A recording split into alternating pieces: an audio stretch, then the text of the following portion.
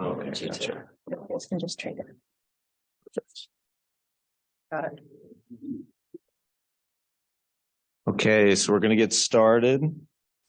And I'll be introducing Dr. Jill Kanaley today, our invited speaker, and thank you for coming. So to give some background, Dr. Kanaley got her master's and PhD at the University of Illinois in Urbana-Champaign, and followed that up with a research fellowship at Mayo, and then a research associate position for another couple of years at the University of Virginia before transitioning into a professorship at Syracuse, where she climbed the ranks from associate professor to professor, also held an interim chair position there up to 2009 when we recruited her here to Mizzou, and came in as a professor, has held many important positions here, is currently interim chair of the Nutrition and Exercise Physiology Department. And took me a while to go through her CV. She has 139 publications. She's been very productive. 12 of those have been in the past couple of years. She's given numerous talks at many international conferences and has some active NIH funding at the moment with an R01. And she has served on more study sections and committees than I could mention, and has trained 21 PhD and MS or master's students up to this point, including current. And so we're very excited to have you here today, and I'll pass it off to you.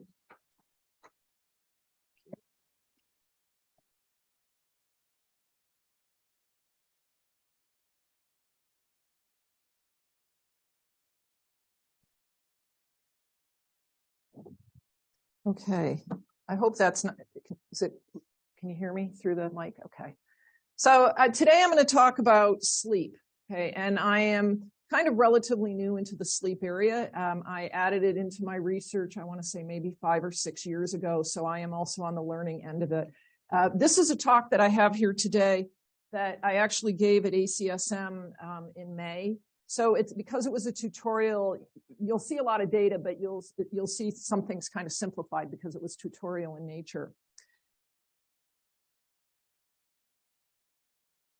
So to get us started, this is the outline that I'm going to follow today. We're going to start with an overview, sleep and insulin resistance, the mechanisms, and then I'm going to go into how sleep and exercise come together, and how does physical activity potentially get changed because of sleep restriction.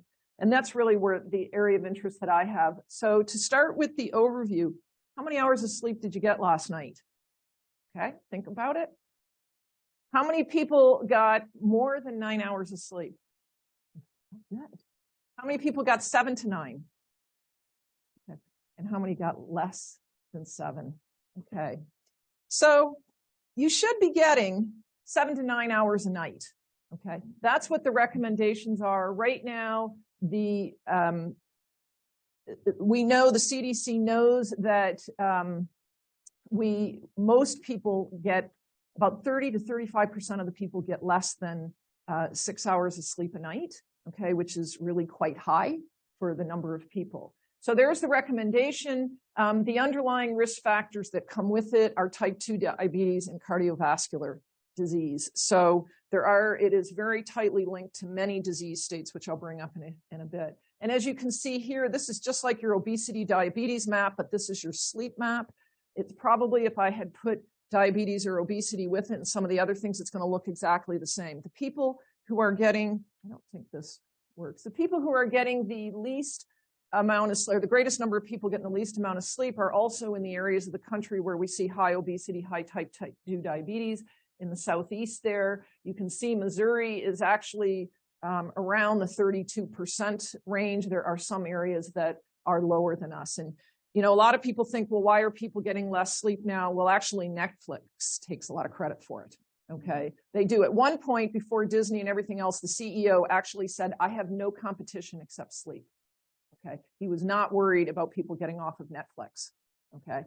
And so this is really, and on top of that, we have social media and other things too. So there are other things that do come into play here. But what is the economic burden of that? The U.S. loses about 1.2 working days per year due to sleep deprivation. We also know that it affects cognitive performance as well as workplace productivity. And what we see the losses at our work is there's both what we refer to as absenteeism, where people just don't come to work. And then the other side of it is that what they call presenteeism, where the people do come to work, but they're working at a suboptimal level. And one example I remember years ago, somebody I went to go have a meeting with, he said, "Knock, come on in." And he was sound asleep on the floor. He had 2 little kids at home. He hadn't gotten sleep. And he says, "Yeah, I have to nap every single day." And I felt bad that I had to wake him up, like when I came to the meeting. So people are doing what they can to get their sleep. If those who sleep less than 6 hours per night increase their sleep into the 6 to 7 range, this could add about $226 billion to the U.S. economy. So this is how much is being lost due to sleep loss. We know that about 411 billion per year costs the economy. This is about 2.28% of the country's GDP. So you can see it has a huge economic impact. What we know is people are less alert, affects coordination, slows reaction time, and also judgment is another thing that comes into play. Conservative estimates are that about 6,000 fatal crashes occur every year because of drowsy driving. So it really pays a toll on society. And we know there's also industrial accidents, medical errors, and other problems that occur because of the loss of sleep. And, and for a lot of people, it's just about being grouchy and not getting along and no patience left and everything else that becomes part of it. So we know the ideal range is 7 to 9 hours per week. Those people getting under 7 hours a night have a 7% higher mortality risk. And if they sleep on average less than 6 hours per night, it's a 13% higher mortality risk than if they were 7 to 9. So you can see it definitely has an impact on health. It has been linked to all of these, to cardiovascular disease, neoplasms, cerebrovascular disease, diabetes, hypertension. But the big ones that now it's really being linked to is obesity and depression. And it's becoming a big problem. And this is really starting to be highlighted after the pandemic, is they're saying a lot of people are sleeping less. They're really caught up on social media and other issues. When we look at shortened sleep and what are some of the mechanisms associated with it, these are the 3 primary things that are being looked at right now. Is it has an impact on hormone secretion, circadian misalignment, and disruptions to cellular signaling processes. And we have a pretty good understanding the impact on circadian misalignment, but there's a lot we don't know about sleep. And we really don't know when we look out at the tissue level what the mechanism is out of the tissue. And that's a little bit what I'm going to talk about. I'm going to just quickly review. I think a lot of you probably already know this, is that a lot of hormones have circadian rhythms. And when we start disrupting our sleep, we start causing shifts in the circadian rhythm of many of our hormones that are absolutely critical. Just 2 examples that I give here, one is melatonin. That melatonin begins to rise kind of around 8 or 9 o'clock at night, depending upon when your normal bedtime is. And it should peak somewhere around midnight, 1 a.m. in that area, and then begins to decline. And so when we start really shifting our sleep, it begins to shift our melatonin release. And cortisol is the same impact. Cortisol should be elevated or at its peak somewhere around 5 a.m. And we also get shifts in this if we have shortened sleep. So it has a very profound effect on circadian rhythms. We can also there's a lot of different things like that can have an impact and do what they call phase advance or phase delay the circadian rhythm. So for the example here, if you follow the black line, this is the normal time that a hormone should be released. We can sometimes phase advance, sometimes phase shift, depending upon whether we change light that you're exposed to. Exercise can do it. A timing of meals, late night eating has an impact on this. And a lot of people do a lot of late night eating because they're up late. I want to shift gears. We're going to talk a little bit about insulin resistance and what's tied to insulin resistance. There are a fair number of studies that have really looked at insulin resistance. I'm just going to pull a few to give you an idea of what's out there. And so in this study, this is one of the first by Spiegel. And I also want to point out that I've set up all the timing the same for every study. So I think it'll help you follow when they've delayed the sleep or shortened the sleep, because it all looks the same. For this particular study, for regular sleep, they had regular sleep was lights out at 2,300 hours up at 7 o'clock in the morning.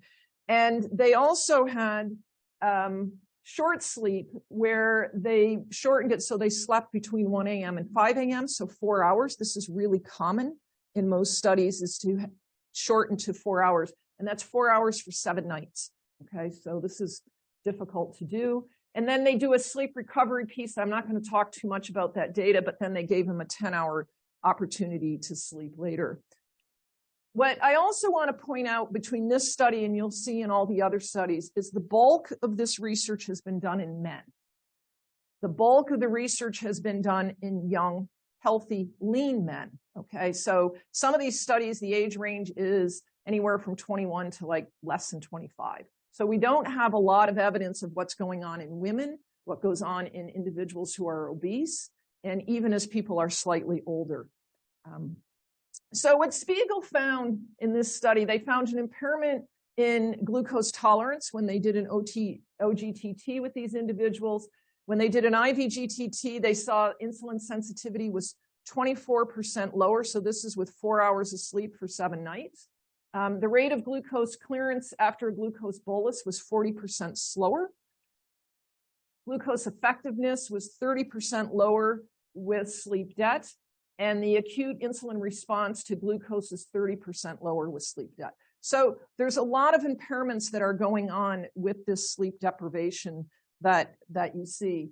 This was one of the first studies. There's many studies that came out after that have also used euglycemic hyperinsulinemic clamps.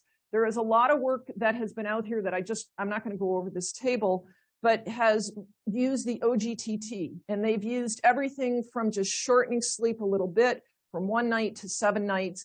And you can kind of find results all over the place. The clamp almost always shows a change in insulin sensitivity. You don't always see it with the oral glucose tolerance test because it may not be quite sensitive enough. Even though we don't always see a change in, let's say, glucose levels or in fasting glucose levels, almost always these studies show some sort of change in insulin. So insulin output is usually increasing in the OGTT following some degree of sleep restriction. Another study that came out that was an important study was by Donga in 2010, and they evaluated the effect of a single night of partial sleep restriction. So 1 night. So what is 1 night doing? Because we always think 1 night, no big deal. So what they did, again, they did 8 hours of sleep. You can see they did their 4 hours of sleep from 1 a.m. to 5 a.m. And they did a hyperinsulinemic euglycemic clamp. And as you can see here, primarily men and 1 woman in this study. So to just quickly go over all this data that they have here, if we look at endogenous glucose production, let me see if I can move that out. It was a 22% increase indicating hepatic insulin resistance. So we have problems at the level of the liver. They found a 22% decrease in peripheral insulin sensitivity. And we see that the rate of glucose infusion, because the degree of insulin resistance decreases about 25%, 1 night, okay, 4 hours. So you, let's say, got up early because you had to drive to St. Louis, okay? This is what the impact is the following morning on the system. And if you think about it, it's a stress response. It's a big stress to have shortened sleep, to be under that about 7 hours of sleep. The other thing that shows up that I think this clearly shows, and we'll come back to this again later, is non-esterified fatty acids are elevated. And this is one thing that consistently shows up in every study, that fatty acids are increased when you wake up. And it's really showing a decreased insulin sensitivity to lipolysis. So this data is, the free fatty acid data really shows something is going on with the adipose tissue. It's not just a function of something going on in the muscle. So a single night of sleep restriction decreases insulin sensitivity in multiple metabolic pathways in different tissues. If we look at the Rouse study in 2015, he did a lot of the same thing, but he did add to it, to what he had in the literature. And he also looked at hepatic insulin sensitivity. He looked at peripheral insulin sensitivity, and he also looked at substrate utilization as well as some hormones. And he followed a very similar pattern with 4 hours of sleep per night for 5 nights. And in both cases, they followed the 5-night pattern. And what he showed here is that when he looked at insulin sensitivity, it also decreased around 25%. You can see with the sleep restriction, it's distinctly lower.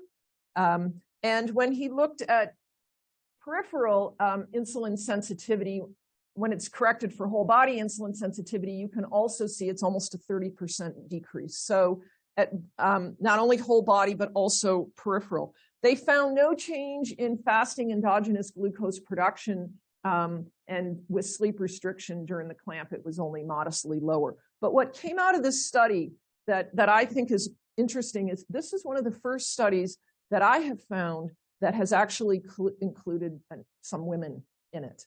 And they've actually shown you the data between the men and the women. And as you can see up here in the upper corner there, that you have the males and the females. The females are the red, the males are the blue, and you can see right here that the females don't tend to decrease as much as women. So the impact seems to be greater in men than it is in women.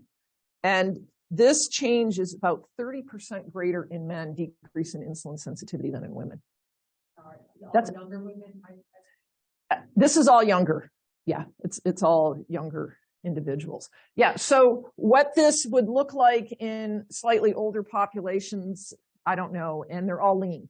So I don't know what obesity does to this. Yeah, it's a good question. So overall, peripheral insulin sensitivity decreased, but hepatic insulin sensitivity didn't change. They also noticed that sleep restriction caused a slight increase in cortisol and catecholamine, which is no surprise because that's a stress response that's taking place. They also saw an increase in the NEFA levels, and they see a decrease in RQ, okay, with no change in resting energy expenditure. And then they also saw elevated beta hydroxybutyrate levels, which is indicating an increase in hepatic fatty acid oxidation. They also took it one step farther and took a look at gluconeogenesis. And so they studied them pre and post sleep restriction. So this is your pre to post sleep restriction. And they looked at them in the fasting state, and then also in response to the hyperinsulinemic euglycemic clamp. And you can see here that gluconeogenesis seemed to be higher with sleep restriction, whether it was in the fasting state or in the or during the clamp. And then also glycogenolysis decreased slightly at both fasting and also during the clamp. So it's changing metabolism with this sleep loss that we see. And then they also saw an increase in hepatic fat oxidation. So as I said, a number of changes are occurring. Now, the big question is what's going on in the periphery? We know we have evidence with the increase in free fatty acids that we have changes going on in the muscle and the adipose tissue. And I've shown you some evidence in the liver of what's going on, but we need to understand what's going on in the other tissues. We've shown in one of our studies, and actually in all our preliminary data that we consistently see the increase in NEFA. Now, what we use in ours is we recruit individuals who regularly sleep 8 hours a night, and we only cut them back 2 hours. So if you sleep 8 hours a night, you're getting only 6 hours for 5 nights. Okay, not as severe as 4 hours a night. So this is a modest sleep restriction. It's a 5-day intervention. And we picked this because we said this is like your work week. During your work week, you shorten. On the weekend, you increase the amount of sleep that you get. And that was our rationale for doing this. And even that 2 hours less for 5 days is enough to cause this to happen. We actually, this was data is in about 15 subjects. And we also have some other preliminary data. We're seeing changes in ATGL in response to the clamp with sleep restriction. We don't have the phospho-HSL. We have the HSL here. We still have to run more of our data. But we're seeing disturbances with that 2 hours less a night. And so we know something is going on at the tissue level. We also have seen in the muscle that AMPK is changing and that we see a decrease in AMPK in the muscle tissue with sleep restriction. So the first study that came out that actually looked in tissue to see what was going on with sleep loss was a study by Broussard. And she did only 2 nights that she was looking at, with 2 nights of normal sleep and then 2 nights with sleep restriction. And again, she went down to the 4 hours per night. And she used 7 males and females, and she took an adipose tissue biopsy to look at this. And she controlled caloric intake, physical activity. So they did a really nice job with it. And what they showed is when they had the adipose tissue and they looked at phospho-AKT to total AKT, that this is the normal sleep. And you see a response is that you increase insulin concentrations, that you see an increase in this ratio. However, under the conditions of sleep restriction at the lower levels of insulin, there's actually not much of a response that they're seeing in phospho-AKT to total AKT ratio.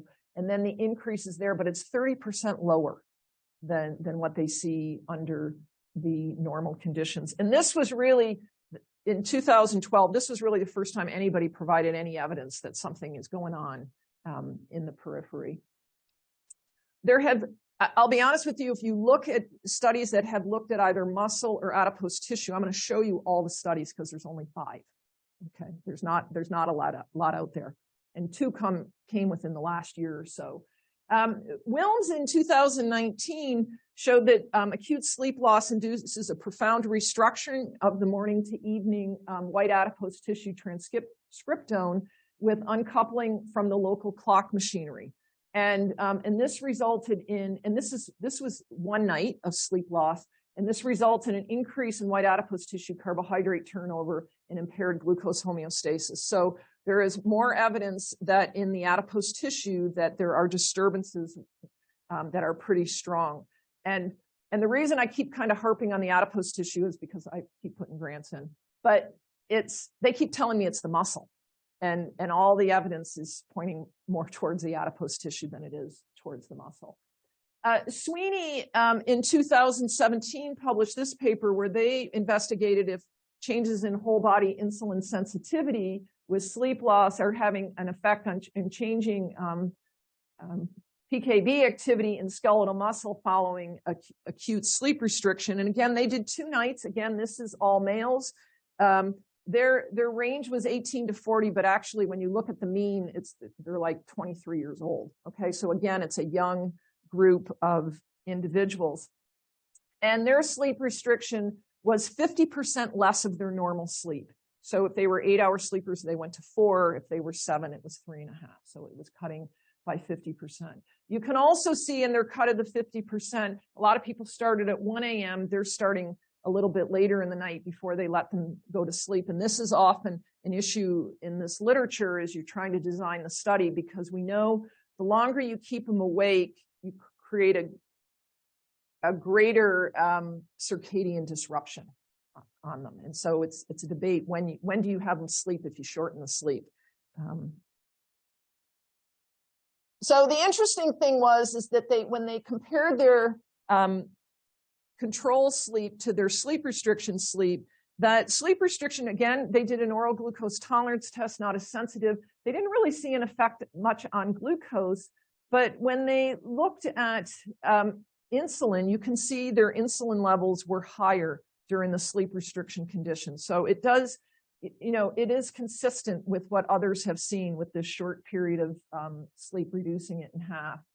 They also took a look at, as I said, pan-PKB activity, and really they found no difference. So in the muscle, they found no change. They looked at the beginning of an OGT, they compared controlled the sleep restriction at the beginning of an OGTT. They took a second biopsy 30 minutes in to the OGTT, and then at 120 minutes. And at any of these, they didn't find an effect at the muscle at all. And you can see when they show all the different individuals, they're not really finding anything strong in the muscle that's changing. So Sainer also wanted to look at what is the effects of sleep restriction on the muscle.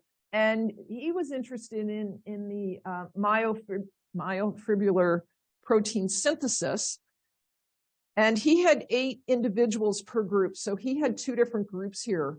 It was not the same individual. And they had regular sleep, which was from 2,300 hours to 700 hours. And then he had sleep restriction that was for 5 nights. And again, he did a biopsy prior to the intervention, and then he did a biopsy at day 3, which was after the 2 nights. And then what he also did is he also then followed this up with the 5 days. And there's another group that I'm going to show you a little bit later. And there was 8 men in that group. And what they found was that myofibrillar, the fractional synthesis, protein synthesis, actually decreased by 19%. So pretty substantial decrease with a few nights of sleep restriction. And but what was interesting is they found no changes in the molecular signaling markers. So all the markers they looked at, they found nothing, but they did see the decrease in myofibrillar protein synthesis. So I'm going to shift gears a little bit on this study, and this was also done by Wilms. And so the question also arises, does the timing of the sleep loss make a difference? And so it may not just be the fact that you shorten the sleep. It may be that you are, what happens if the sleep loss is at the beginning of the night, so you stay up late but sleep into the regular time? Or what is the difference if you go to bed on time and get up early? And this is what they were looking at. And does this have an adverse effect on glucose metabolism? So again, they had their regular sleep from about 10 o'clock at night until about almost 7 o'clock in the morning. And then they have what they referred to late night sleep loss. So they went to bed kind of close to their regular time, but they got up early. All right. And then they had what they call early night sleep loss, where they stayed up really late and they got up at a regular time at 6:45. Again, they studied 15 men. It was only 1 night of sleep loss. They did both an IVGTT and a clamp. And if we look at this, it's kind of hard to see. There are slight differences between them. If you can see, the open circle is the regular sleep. It's slightly lower than the other 2. It's significantly different from the early night sleep loss, with the late night sleep loss kind of falls in between the 2 of them. Okay. But nothing really wildly jumping out with this. When they looked at the total amount of infused glucose during their clamps, you can see that if this was regular sleep, it didn't make any difference when the sleep loss occurred, that they saw they still had pretty much the same degree of insulin resistance under both conditions. Okay. When they calculated the insulin sensitivity, the same thing showed up, is that it doesn't make any difference whether it's early or late night sleep loss, that it affects insulin sensitivity.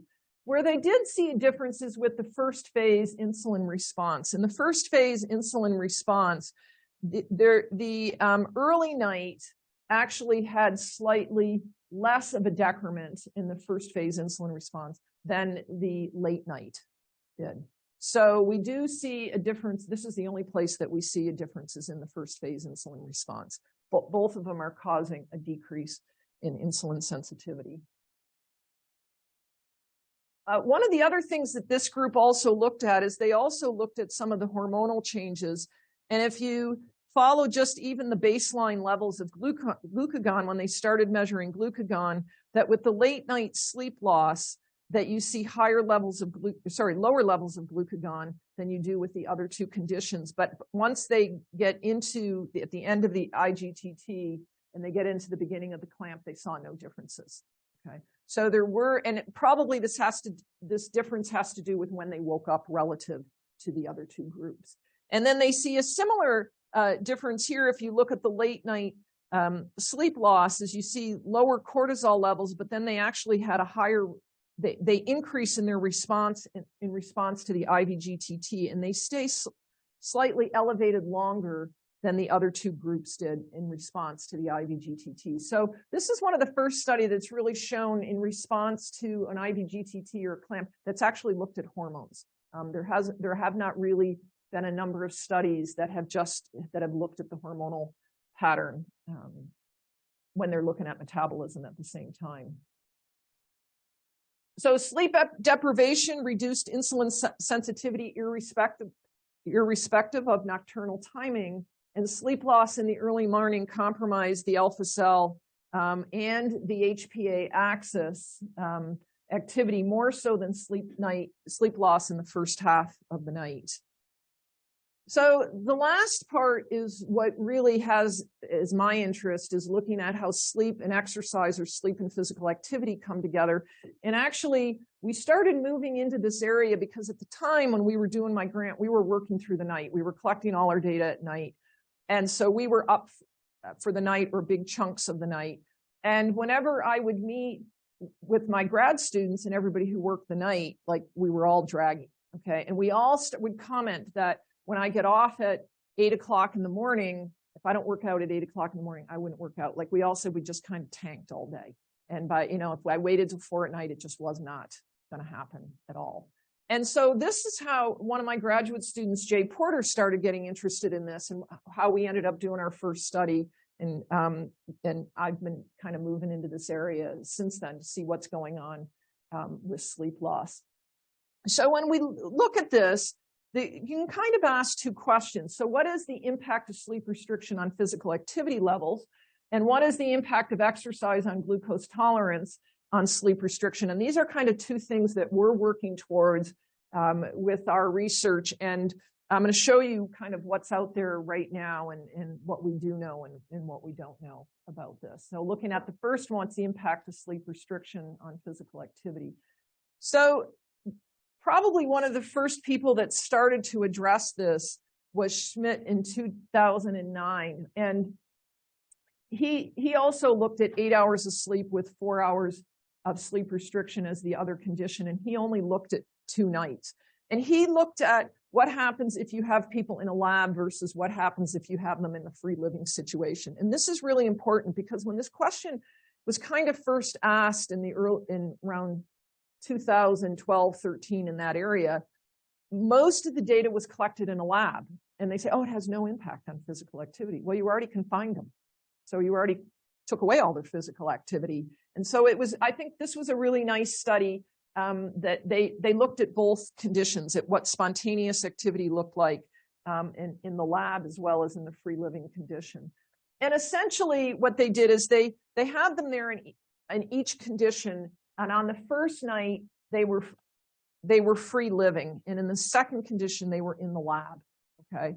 And if we look at total activity counts, that basically what we see, this is your 8 hours of sleep, this is your shortened sleep, that on the days of the shortened sleep, their total activity goes down if you're in the free living condition, okay? If you're studying them in a lab, you won't see the difference, okay? Because the lab's confining anyways, and no one's really doing spontaneous activity. When you looked at low, moderate, and high activity, with the 4 hours of sleep, the percentage of time in low activity is greater when you are sleep restricted. Okay, and that doesn't really surprise you, because if you're really tired, you're not gonna, you don't want to go out and run as much and do other things. You don't see much of a change in the moderate activity, and then again at the high activity levels that we again see the same thing. People are doing less vigorous activity if they're fatigued, especially in the free living condition. And when they actually looked at self-reported activity, they also noted in self-reported activity that when they were getting their 8 hours of sleep, they were saying they were doing more activity than they did when they got 4 hours of sleep. So people were they were aware of it. They knew kind of what was going on. And they could honestly say, yeah, I'm more fatigued in the 4 hours of sleep. So their perception was correct. Okay. But they still weren't going to be doing as much activity during the sleep restricted phase. So sleep deprivation reduces daytime overall spontaneous activity and shifts the intensity of physical activity towards lower levels when you're in a free living condition. And, you know, this is a concern because in our field, this is what we're trying to change right now, is to prevent sedentary behavior. And if sleep loss is kind of shifting people towards more sedentary behavior, this isn't really helping the situation. And reduced physical activity is another potentially important behavioral mechanism that's linked to sleep loss that we need to be, I think, considering a lot more than we do.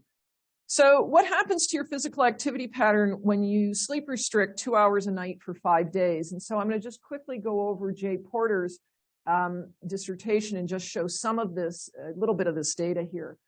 And so really the question we were interested in is that as we sleep restrict these people over 5 days, do we see a pattern in the amount of physical activity, whether it's high intensity, low intensity, total step count, what's going on there? So we would follow them for all of this is in the free living condition. We would follow them for 6 nights of normal sleep. These people generally got 8 hours of sleep at night. And then we would have them go through 5 days of sleep restriction. This was from Monday through Friday, and then we'd bring them in on Saturday and we would do an old GTT. And we actually then followed them over the weekend for how much ad libitum sleep they got and how it affected, but I'm not going to show you all that data. Then we did it the second time, and then we put the exercise back in. So not only did they sleep restrict, but we made them exercise. And I'll be honest with you, it's funny because I've gotten comments back from NIH reviewers. Well, it's 2 hours a night. Yeah, people were grumpy on Saturday. They weren't happy with us. And they seem to be much more sensitive. Like when we're doing everything hurts. Everything seemed to hurt them, what we were doing. And interestingly, when we had the exercise, they liked us even less. Okay. So they were losing sleep and they were exercising more, and they weren't really happy with us. What's interesting to see when we look at the glucose levels, we don't see a big difference between, this is just looking at baseline in whatever the intervention might be. And in this particular intervention, I just put the sleep restriction up there. We notice up here that the glucose levels are slightly higher. We see higher peak glucose levels. We didn't see significantly greater like glucose area under the curve. And the same held true for insulin. We really didn't see a big difference at all between the two groups. What was interesting is when we added exercise into it, we actually didn't really see much effect of the exercise. So basically it told us the sleep restriction is so profound, the exercise wasn't recovering in this particular study. But I want to show you the physical activity here. So the first part of this shows you the, and this is just looking at steps per day, kind of what they did in their normal week. So you're looking here from like Monday through Friday, and then you're looking across a weekend because we track them for about 6.5 to 7 days in their normal activity pattern. This drop here that we see right here isn't overly surprising because that's the weekend, and it's not uncommon to see activity levels really drop on people on the weekend. And if, you know, and it varies from person to person. I think some people who might be really physically active may actually pick up their activity. But we recruited, we took individuals that were 21 to about 35, and our subjects were obese, overweight and obese in the subject. So their activity did not pick up. And in fact, some of their activity went so low, it was kind of scary. When we follow them during the week, and this is with their sleep restriction week, we actually, this is just normal variability. We didn't see an increase. We didn't see it decrease. And it was kind of surprising to us because we really expected to see a decrease with it, a decrease in physical activity. That didn't occur. The increase, the blue line that you see is when we added the exercise back in, and it's right up there where it should be. We added the exercise. You can see the physical activity that we did with them. We think what happened here is the bulk of the subjects were recruited from campus. And we think what happens is on campus, you park your car and you walk. many, many places. And so even though their physical activity, maybe it was changed and maybe it wasn't, but it might have been forced because of work. That if they are in this building and you have a meeting over in the hospital or wherever, you walk it, and you have to do that whether you're tired or not. And so we think that might have somewhat altered our findings, or maybe we're wrong. Maybe it has no impact on physical activity at all. What's really hard to do this type was shortening physical activity by 2 hours a night to go much beyond 5 nights becomes a safety concern, because these people are driving in the free living community, and we can't have fatigue. I mean, we have to tell people you can't travel anywhere. You should be staying in Columbia for the 5 days, because we're concerned about driving and what can happen with driving. There is somebody doing a study actually in New York City, because everybody takes the metro, that they're actually keeping them sleep restricted for 6 weeks. So it'll be very interesting to see what shows up in that data on their physical activity and their other habits. We didn't really see much of a change in a shift between, like, in their physical activity, whether they were doing sedentary activity or whether they were doing light physical activity. The only differences that we're seeing here is that when they exercised and they didn't exercise. So if we forced exercise in, obviously they do less sedentary because there's only 24 hours in the day. So it had to come from someplace. So no real change here either. So the take home from his was we see increased peak glucose concentrations, increased insulin, some increase in insulin concentrations. We did not normalize it with exercise, so it didn't fix it. And so it really showed there's a very robust effect of the sleep restriction on metabolism in individuals. So to just get into the last question before I finish up, what is the impact of exercise on glucose tolerance with sleep restriction? There's just a couple studies that have looked at this. And in this study by D'Souza in 2017, they had 4 different conditions that they brought people in. They had a single night of regular sleep, 24 hours of sleep deprivation. So there's severe deprivation, much worse than just 4 hours. They did HIIT training followed by regular sleep, and then they did HIIT training followed by sleep deprivations. And they did the training over 2 weeks periods, and just to give them multiple exposures to exercise before they tested them again with the restrictions. What they noticed here is that this dark dot right here is the sleep deprivation. And with sleep deprivation, we don't see huge differences in their glucose levels between the different conditions. But where it shows up here is when we look at glucose area under the curve, that the sleep deprivation, we see a higher glucose area under the curve. So they're showing some degree of insulin resistance. They also showed that when you add exercise in with the sleep deprivation, it somewhat recovers it back towards normal. So it's similar to what we see under regular sleep. So doing some HIIT exercise seems to help beforehand, before the sleep deprivation. Again, if we see this with insulin, we see the disturbance in insulin with the sleep deprivation. It's much more pronounced than what we see in glucose. And when we look down at the area under the curve, you can see with sleep deprivation that we see higher insulin levels trying to keep the same glucose levels. And these other 2 conditions that are different from the sleep deprivation. But you can see if you look at the exercise and sleep deprivation, it's pretty much the same as what we see with regular sleep. They also noticed an increase in free fatty acids, and you can see that sleep deprivation distinctly increased their free fatty acids. And when we added exercise back into it, you can see that the free fatty acids were more similar to what we see under the the regular sleep. So they concluded that HIIT prior to sleep deprivation is able to attenuate the increase in glucose, insulin, and free fatty acids. So exercise is playing a role here. And this may, from a military standpoint, might have some sort of impact if they can have them exercise before they know they're going to have nights of sleep deprivation. Tahiri also looked at and wanted to clarify the effects of sleep curtailment on insulin intake and physical activity under free living conditions. So in this study, they did 7 hours of sleep. They reduced them to 4 hours of sleep. This is one of the first studies that did all women, which was, I think, pretty interesting. And what they looked at here is they were looking at energy expenditure. It was 2 nights of deprivation. And remember that when we have sleep deprivation, you're awake longer, so you have more opportunities to put more steps in, right?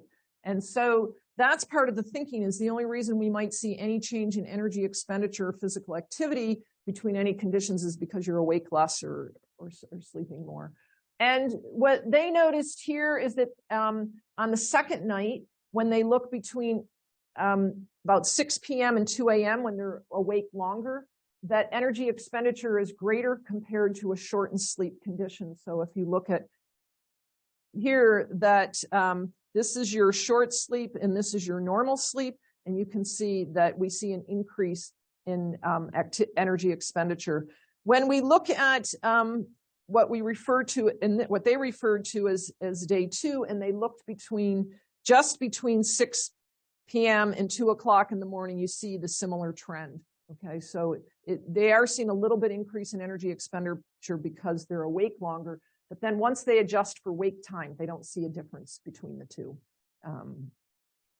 So they also noticed that there was a shifting in the activity that they're doing. So there was no difference in step count when they looked across between the full day, between 6 o'clock in the morning and 11 o'clock at night. But what they noticed that when they're short in sleep, there's an increase in sedentary behavior compared to the controlled sleep night. So if you look at the green bar to green bar, and then when you look at the sedentary, the short sleep condition, and you look at the sedentary light amount of activity, you can see that that's increasing again on the shortened sleep condition compared to the control condition. So we are shifting the type of activity that we do as we begin to shorten sleep.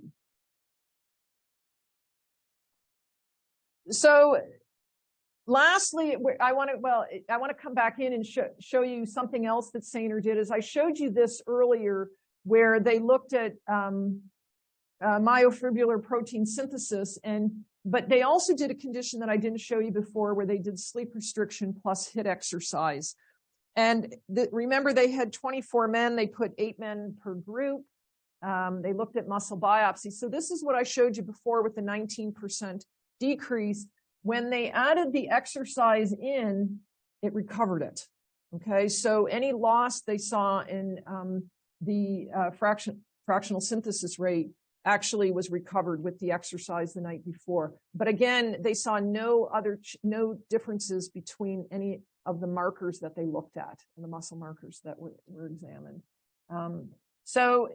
Sleep restriction induces a decrement in myofibrillar protein synthesis. Exercise, particularly HIIT, seemed to mitigate this decrease. And then most recently is this study by Lamin, where he compared sleep to complete sleep deprivation. And he was interested to see if it blunted skeletal muscle protein synthesis and promoted a catabolic environment.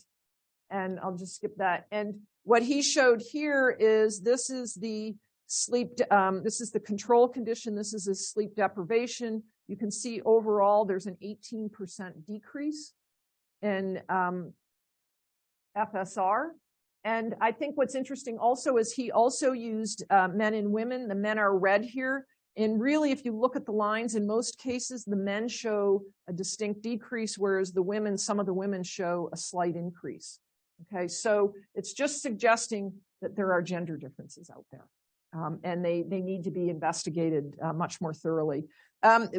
He also showed that there is a change or an increase in cortisol with sleep deprivation. No surprise, because this is a stress response. Another interesting thing that they noticed is actually that testosterone decreased in the men when they looked at testosterone the following day. So there are distinct changes going on. So what are the take-home messages? Sleep restriction causes insulin resistance. It reduces whole body insulin sensitivity. The mechanisms seem to be in multiple places. It seems to be in the periphery, although we also see that hepatic insulin sensitivity is being changed. We know there's dysregulation in the adipose tissue metabolism, There is evidence of decreased myofibrillar protein synthesis. So adipose tissue and muscle are being impacted somehow. And right now, the current evidence is maybe physical activity is not being changed. Maybe it has to be more long-term that's out there. And maybe exercise does mitigate this and is something that we need to be considering. Although it's going to be really hard to convince somebody when they're tired to exercise. But it does provide some understanding of what's going on here and how it can be fixed. So wish you could sleep like that. So any questions?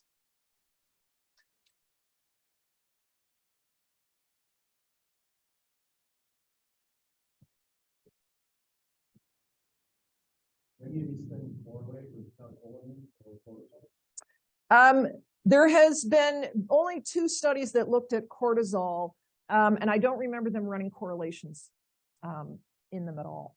So it's hard to say. Yeah.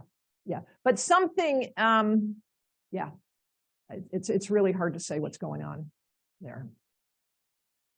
So in the middle age and an older population, would you expect there to be sex differences or not, maybe because of the loss of protective female hormones as they age? Well, I think it depends as they get older, what age group you're going up to premenopausal. It probably is sex differences, but I'm not sure postmenopausal. And the other problem that comes with aging is we see more disrupted sleep.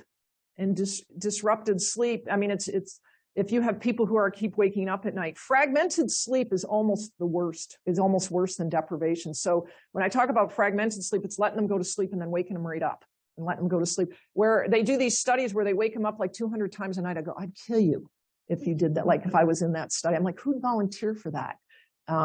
But fragmented sleep is really, really rough on the body.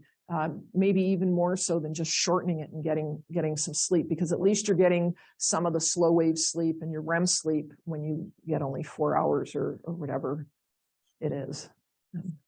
So does anyone characterize recovery after these? There has not been a lot, but it seems in general that recovery helps improve insulin sensitivity. The few studies that have looked at it. So there's probably benefit to recovery, and the benefit may be greater to just have somebody sleep and gain more sleep back than it actually is maybe to exercise or do anything else. The funny thing is that we found is that with the sleep restriction we saw, we let them do ad libitum sleep, and most of them only added about an hour extra on even after having a week of shortened sleep. So it's not like people sleep a lot of hours. There is evidence out there to show that most people don't sleep much longer than 9 hours. So even if you lie in bed for 12 hours, you're probably not sleeping much more than 9 hours. So that there's no real bang for your buck to lie in bed much longer. So. Does it matter if the sleep restriction shortens or lessens the amount of, say, a particular type of sleep, REM sleep, non-REM sleep, or if you have the same number of REM cycles in a longer period of time? It's an overly complicated question. Yeah, I know what you're saying. Is it the REM sleep or the slow wave sleep? A lot of what I've seen, it's hard to say because I've seen a lot that says it's a slow wave sleep, but you've got to have that REM sleep in there too. And they all seem to be shortening. Right. But it's a lot of what I've seen is saying it's the slow wave sleep that's having it has a bigger impact on. Another student? Sure. So sleep deprivation, does it matter if you go to bed later or get up earlier? I'm thinking of those individuals that get up at 4 o'clock in the morning and go running. Yeah. They get up early, they get short sleep, but they are. Well, maybe they're not getting, it depends on when they go to bed, right? Well, according to the effect on insulin sensitivity on the one study, it says it doesn't seem to really make that much difference on it. The shortened sleep is shortened sleep. The thing is that are they still getting around 7 hours of sleep because they went to bed earlier? That's kind of the question that's coming into play.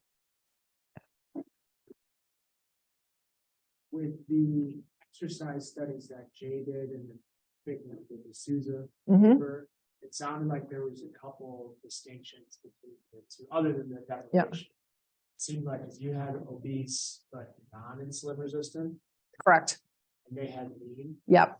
So do you think the obesity alone is enough to mitigate exercise benefits? And then two, you did vigorous PA, but they did slightly different. Yeah, we did actually, it was a continuous. So it was, like 60% of the O2 max.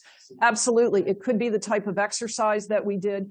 Right now, we're the only people that have looked at obese individuals, right?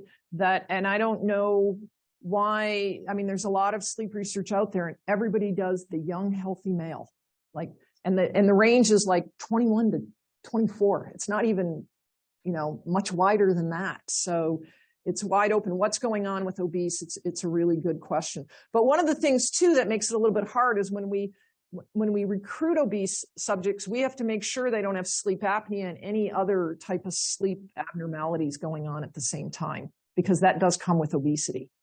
Kind of a follow-up of that is, what do you think would happen when you add the insulin resistant piece in there? And perhaps you can look at it from two ways. If you're worried about recruitment, diabetes will be difficult, but what if? Yeah, that's a good question. I haven't thought about a type 1 diabetic. The possibility is that sleep, the effects of sleep may not really show up to be all that dramatic in a type 2 diabetic because they're already insulin resistant. So something that's bad, it's harder to see that much worse. It's hard to say what you're going to see. I think what would be interesting is that if you see these obese individuals, most of the obese individuals we have really haven't had much insulin resistance at all. They're, normal fasting glucoses and everything. Their glucoses are right in range. And how long does it take where this starts shifting out of range? One thing there was one study that I didn't show you that they actually, they did it with an OGTT, but they did 5 nights of shortened sleep. And if I recall, it was 4 hours a night. And they did an OGTT every morning the next day. And it seems the worst effect is in the first day, right? And then it's a little bit worse the second day. And then it's like they start to plateau. So who knows if that goes on long enough, if it might go up again. But I thought that was interesting. The damage is done on the first night with insulin resistance. So that one night that you get up early or have shortened sleep is going to have an impact on it. So a lot of this data follows more of the traditional sleep cycle where you sleep at night 7 to 9 hours. And if they get sleep restricted, they suffer consequences from that. What do you think would happen if there was a different sleep style population? Maybe they slept only 4 hours a night, but they took a 1 to 2 hour nap during the day. Do you think they would be more resistant to some of these negative effects because they're kind of used to it? Yeah, I don't know, because napping is really hard, and it's really hard to find much in the napping. Because if I bring somebody in and say, you're to nap now, it's 2 o'clock, they don't sleep, what do I do? Right? It's kind of really hard.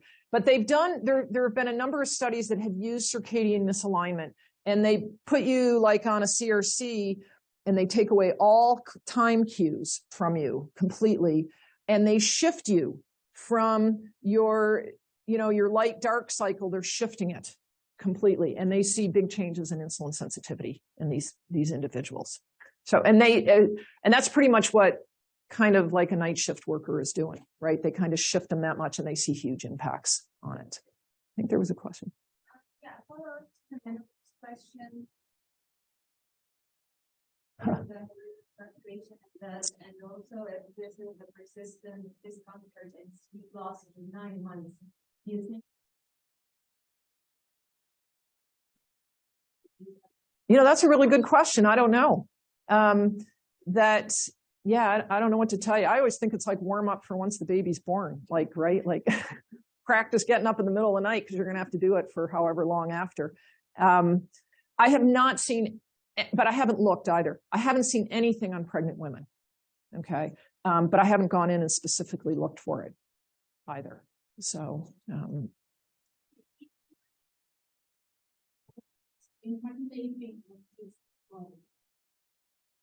sorry, say that again. I heard the 7 hours and then.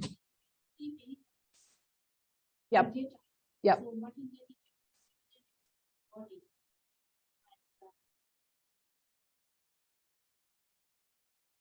So they're getting 7 hours normally at night or during the day. Well, if you've shifted, this is a circadian misalignment. And so they'll have they'll get insulin resistance. They know due to the shift, they're going to have the decreased insulin resistance.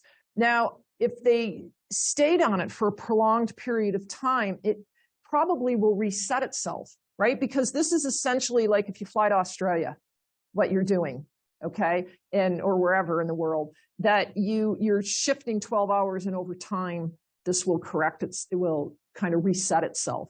But with night shift workers, right, it could be 2 weeks on, 2 weeks off, or work 5 days, you're off 2 nights, work 3, whatever they work. And that's when it's really rough, is the going back and forth, because the amount of circadian misalignment is huge. And there's many, many health complications that are linked with that. So I'm curious about, you mentioned social media and Netflix very beginning. So has anyone, in most of the studies you mentioned, the youngest is like in the early 20s. yeah. So has anyone looked at adolescents and the impact of sleep restriction in adolescents, that maybe their parents got them a phone for Christmas and then they are up all night on their phone instead of being asleep? And I don't know how many are looking relative to like insulin sensitivity, but I know there was Christina McRae, who used to be here, looked at the adolescents, but she was looking at adolescents because she's in clinical psychology. There were other issues going on, but yeah, what's interesting is we have them wear a watch that picks up all light and all movement and everything like that. And then they also do a hard copy of when they went to bed. And she was saying, ours are pretty good, that people tell us if they went to bed at 11, somewhere around 11, we're going to see it matching to the watch. But she said with adolescents, they have to have the paper copy, because they'll tell them, well, I went to bed at 10, which means mom and dad put them in bed at 10, right? And she goes, and 2 o'clock in the morning, we've got light going, movement going, telling us that they're up for hours afterwards. So it is very much a sleep deprived. They're already, I know, as you probably know, there's schools that are already trying to shift the high school so that they start later, because they seem to just naturally stay up later. They're not ready to go to sleep at 10, 11 o'clock. But it's hard to say what the impact would be on insulin resistance and insulin sensitivity, because actually when you go through puberty, you become part of that growth spurt in puberty, you become insulin resistant. So this is something you're layering on top of that. And you would have to work to tease that out. So.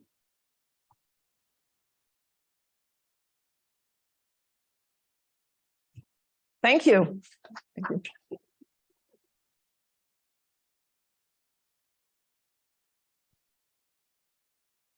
Oh, you got to turn this off. Where's the little... Oh, yeah, you got to stop sharing first. Just end?